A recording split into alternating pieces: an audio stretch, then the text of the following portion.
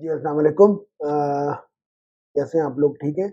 अच्छा, मुझे एक रिक्वेस्ट आ रही थी काफ़ी ज़्यादा कि मुझे पोर्तुगीज़ वीज़ा के ऊपर बात करनी है, जिसे हम उर्दू में पुर्तगाल कहते हैं। तो पोर्तुगीज़ वीज़ा के ऊपर काफ़ी ज़्यादा मिस इन्फॉर्मेशन है, तरह-तरह के लोग कमेंट्स कर रहे हैं, तरह-तरह की वीडियोज़ आ रही हैं एजेंट हज़रात की, चलो, चलो पुर्तगाल चलो, रातों-रात वीज़ा मिल जाएगा और ऐसे जैसे वो बसेज़ के ऊपर कंडक्टर आवाज़ें लगा रहे होते हैं कि चलो भी चलो, टिकट भरो और चले जाओ।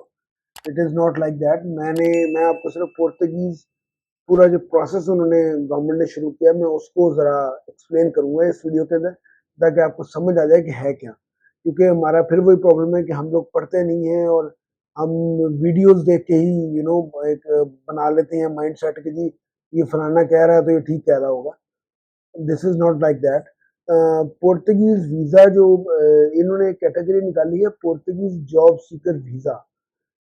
अ, वो प्रॉपर एक जॉब सीकर वीज़ा है, यानी कि आप वहाँ जाएँगे, वहाँ रहेंगे, वहाँ जॉब ढूँढेंगे, इन लेमैन वर्ड बाकी डिटेल में आपको बताता हूँ।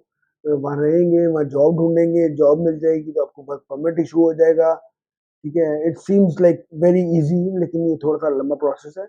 ये कोई 4 माह का वीज़ा है, एक्सटेंडेबल टू 60 डेज़ है कि आपको अगर 4 माह में आपको आई मीन 120 डेज़ आपको नहीं मिलती जॉब, तो you can extend it to like 60 more days. और इसमें कोई इतनी टेक्निकैलिटी नहीं है। इस इनकी वेबसाइट जो इमिग्रेशन की वेबसाइट है पोर्तुगीज़ की, तो उसके ऊपर पुर्तगाल की जो वेबसाइट है उसके ऊपर सारी डिटेल्स दी हुई हैं इन्होंने कि ये कब तक का वीज़ा है, कैसे है, क्या स्टोरी है इसकी। ये उनका है उसमें ना उन्होंने टेम्परेरी आपको रेज़िडेंस परमिट भी इश्यू कर देते हैं अंडर आर्टिकल 77, उनका जो इमिग्रेशन लॉ है उसके तहत वो भी वो इश्यू कर देते हैं। तो लेकिन ऑब्वियसली टाइम लगता है, आपको वहाँ जाना है, आपको वहाँ करना है, बहुत सारी चीज़ें हैं, इसके डॉक्यूमेंट्स बहुत सारे हैं। मैंने वो डॉक्यूमेंट्स सॉर्ट आउट करके रखे हुए हैं, तो मैं आपको वो बता भी देता हूँ। उनकी एक वीज़ा एप्लीकेशन है, वो आपने फिल अप करनी है और उसके बाद ये है कि इनका आपको पासपोर्ट का बड़ा इम्पोर्टेंट है, पासपोर्ट का लोगों को समझ नहीं आता। पासपोर्ट बेसिकली आमतौर पे होता है 6 मंथ्स वैलिडिटी, यानी आपका 6 मंथ तक वैलिड है, तो ठीक है, लेकिन इनका थोड़ा-सा डिफरेंट है। इन्होंने कहा है कि आपकी जो एस्टिमेटेड डेट ऑफ रिटर्न है, यानी आपका जब वापस आने का इरादा है, फॉर एग्ज़ाम्पल आपका 4 मंथ का वीज़ा है, तो आपने 4 माह बाद वापस आना है। तो उसके जब जब आपने वापस आना है, उसके आगे 3 माह आपके वैलिड होना चाहिए, ज़्यादा मतलब वैलिडिटी होनी चाहिए पासपोर्ट की, वरना आपको वीज़ा जो है वो ग्रांट नहीं होगा। ये बहुत ज़रूरी चीज़ है अंडरस्टैंड करने के लिए, लोगों को अंडरस्टैंड नहीं करते इस चीज़ को। 2 फ़ोटोग्राफ्स हैं आपकी, वो उनकी रिक्वायरमेंट्स दी हुई उनकी वेबसाइट के ऊपर, वो कोई इश्यू नहीं है। आप फ़ोटोग्राफ दे सकते हैं, फॉर्म के साथ लगेगी एक। और फिर बड़ा इम्पोर्टेंट है कि आपका कंट्री ऑफ रेज़िडेंस, यानी बहुत सारे लोग हैं यहाँ पे जो कोई दुबई में रह रहा है, कोई वहाँ पे सऊदी अरेबिया में रह रहा है, कोई टर्की में रह रहा है, तो उनको वहाँ पे रेज़िडेंट कार्ड मिले होते हैं। पाकिस्तान में तो ऑब्वियसली आपका रेज़िडेंट कार्ड है ही है ना, जिसे नादरा से हम कहते हैं सीएनआईसी। तो वहाँ से आपको वो रेज़िडेंट कार्ड जो है वो आपको साथ में लगाना है। उसकी कॉपी लगेगी ऑब्वियसली साथ। वो लगना ज़रूरी है। फिर उसके बाद आपका जो एक इनका ना फॉर्म दिया हुआ है क्रिमिनल रिकॉर्ड इंक्वायरी, वही इनकी वेबसाइट के ऊपर दिया हुआ है और वो उसको आपने फिल अप करना है, बड़ा सिंपल सा फॉर्म है, 4-5 लाइनें हैं उसकी, वो फिल अप करना है आपने जस्ट टू सर्टिफाई दैट कि आपका यूरोप में कहीं पे या आपकी दुनिया में किसी मुल्क में आपका क्रिमिनल रिकॉर्ड नहीं है। फिर एक वो पुलिस क्लियरेंस सर्टिफिकेट होता है, वो आप कनाडा की वीज़ा के लिए बनवाते हैं। वो आपके 2 तरह के बनते हैं, मैं फिर क्लैरिफ़ाई कर दूँ, पुलिस स्टेशन में जाके डायरेक्टली आप जाके ये नहीं कहेंगे मुझे पुलिस सर्टिफ़िकेट दे दो, वो आपको जाके प्रॉपर्ली अप्लाई करना पड़ेगा। जो लोकल है उसकी तो मेरा ख़्याल है फ़ीस कम है, लेकिन जो बाहर के मुल्कों के लिए है, फ़ॉरेन कंट्रीज़ के लिए है, वो मेरा ख़्याल ₹1000 है, कुछ ऐसे है, लेकिन वो चेक करना पड़ेगा अभी लेटेस्ट कि वो क्या है। वो आपको पुलिस कैरेक्टर सर्टिफ़िकेट आपको लेना है अपने मुतल्लिका थाने से। यहाँ पे है तो यहाँ पे तो सारा मैंने आपको प्रोसीजर बता दिया है। लेकिन अगर आप दुबई में हैं या कहीं और रह रहे हैं, तो वहाँ अपने अपने मुतल्लिका पुलिस स्टेशन से आपने जाके ये सर्टिफ़िकेट लेना है। उनका अपना प्रोसीजर होगा, हर कंट्री का अपना प्रोसीजर है। तो वो यहाँ पे भी अब तो खैर कंप्यूटराइज़ हो गया है एवरीथिंग, तो आपको ऑनलाइन हर चीज़ मिल जाती है। तो लेकिन आपको अप्लाई करने के लिए मेरा ख्याल है खुद जाना पड़ेगा और उसकी वो फीस वगैरह है प्रिस्क्राइब्ड, वो आपको पे करनी पड़ेगी। उसके बाद जी आपको ट्रैवल इंश्योरेंस लेनी पड़ती है। ये कोई भी एजेंट हज़रात जो हैं, ये ट्रैवल एजेंट जो होते हैं वो करवा सकते हैं आपकी ट्रैवल इंश्योरेंस, लेकिन ये कोई मसला नहीं है, कोई रॉकेट साइंस नहीं है, आप किसी के पास भी जाके आराम से कर सकते हैं, ये कोई इतना मसला नहीं है। और फिर आपको इसमें इन्होंने कहा कि आपको एटलीस्ट 6 मंथ्स की जो बैंक स्टेटमेंट है वो आपने शो करनी है, सबका 6 मंथ्स का होता है, तो एटलीस्ट 6 मंथ की बैंक स्टेटमेंट आपकी होनी चाहिए।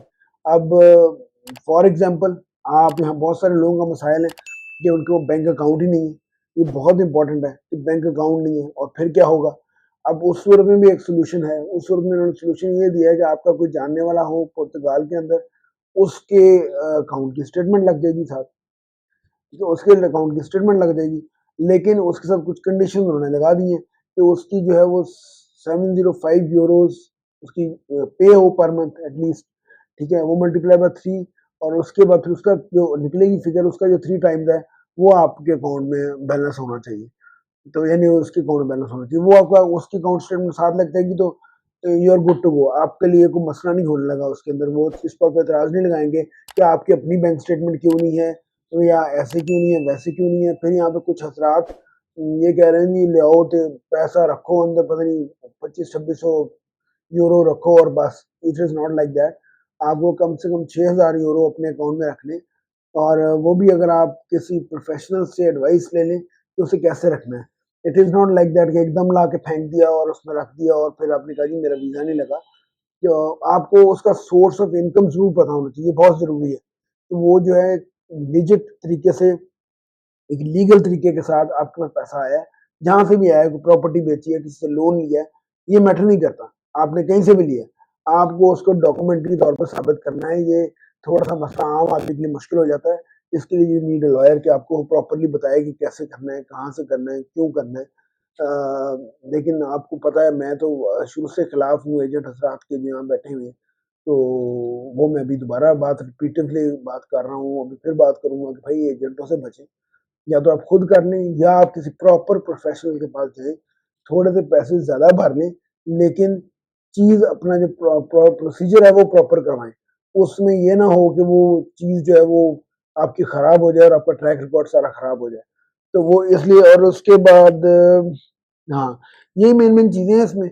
इसको देखें और इन चीज़ों को आप एक बार पढ़ लें, उनकी वेबसाइट के ऊपर वीएफएस के ऊपर आपकी अप्लाई होनी है। वही चीज़ें जो उन्होंने अपनी वेबसाइट पे बताई हुई हैं, वही वीएफएस ने अपने उसके अंदर बताई हुई हैं, अपनी वेबसाइट के अंदर बताई हुई हैं। तो टेक्निकली मुश्किल वीज़ा नहीं है, हर चीज़ की कुछ रिक्वायरमेंट्स होती हैं।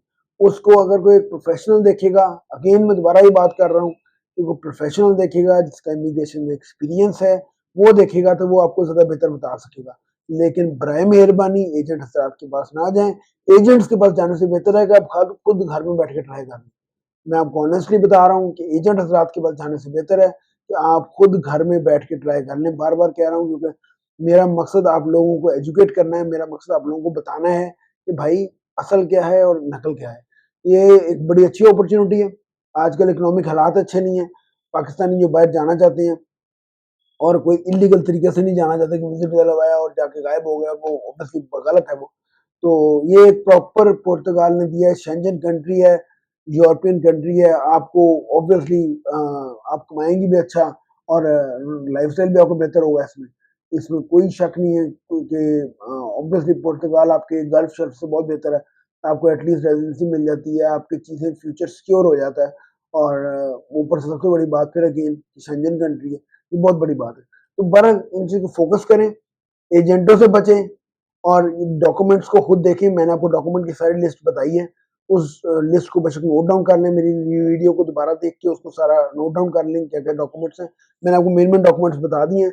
एक बार दोबारा रिपीट करता हूँ, नेशनल वीज़ा एप्लीकेशन है इनकी, ठीक है? फिर उसके बाद पासपोर्ट आपका वैलिड होना चाहिए, 2 फोटोग्राफ्स होनी चाहिए, क्रिमिनल रिकॉर्ड इंक्वायरी फॉर्म है, वो भी इनकी वेबसाइट से मिलेगा, पुलिस क्रिमिनल सर्टिफ़िकेट है, आपको 4 माह की ट्रैवल इंश्योरेंस चाहिए होगी, ठीक है? और उसके बाद आपको टिकट कन्फर्मेशन मतलब बुकिंग चाहिए और ये वो कन्फर्म टिकट नहीं चाहिए कि आप बुकिंग चाहिए कि आपने टेंटेटिवली कब जाना है, वो चाहिए होगी और वो उसके बाद आपका सबसे इम्पोर्टेंट है बैंक स्टेटमेंट, 6 मंथ्स की बैंक स्टेटमेंट लगानी है आपने, उसमें आपके पास एटलीस्ट 6,000 यूरो हो, काम पे भी रिस्क ले सकते हैं, कोई मसला नहीं है, वीज़े लग रहे हैं काम पे के ऊपर भी। लेकिन फिर भी सेफ साइड मैं आपको बता रहा हूँ कि 6,000 आपके यूरोज़ आपके अकाउंट में हो, या अगर आपको बैंक स्टेटमेंट नहीं है, तो आपका कोई जानने वाला पुर्तगाल के अंदर है, तो वो आपको वहाँ से अपनी बैंक स्टेटमेंट भेज दे, ताकि एक गारंटी हो जाए कि जी ये बंदा इतना अर्सा रहेगा तो इसके पास रहने का खर्चा है। अपना बहुत-बहुत ख्याल रखें और काइंडली इन चीज़ों को ज़रूर नोट डाउन कर लें, और एजेंट से बेहतर है कि खुद कर लें। अपना बहुत-बहुत ख्याल रखिएगा। थैंक यू, जज़ाकल्लाह।